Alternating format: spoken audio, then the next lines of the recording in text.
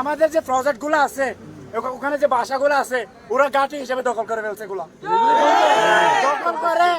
দখল করছে তো করছে।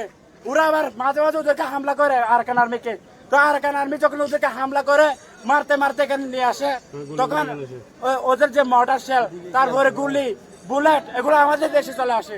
আর আমাদের যারা মাছ ধরতে যায়, যারা জেলে আছে, যারা কাঁকড়া ধরে, তাদের জীবন একেবারে ঝুঁকিপূর্ণ হয়ে গেছে। তারা যখন বাসা থেকে বাইর হয় মাছ ধরার জন্য, তখন আমার মনে হয় যে স্ত্রী স্বামী যারা আছে তাদের কাছ থেকে একেবারে বিদায় নিয়ে চলে যায়। ঠিক আছে, একেবারে একেবারে হাতের মুঠে চলে আসে, প্রাণটা হাতে নিয়ে তারা চলে যায়। আমরা 3 দিনের আলটিমেটাম দিলাম। 3 দিনের মধ্যে যা ব্যবস্থা করতে হবে তা করেন, না হলে আমরা করবো।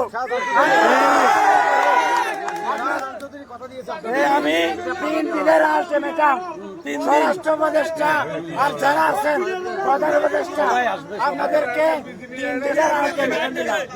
3 দিন থেকে যদি আপনারা আমাদের মর্যাদা সাহায্য করতে না পারেন তাহলে আমরা আমাদের দেশ চলে যাচ্ছি।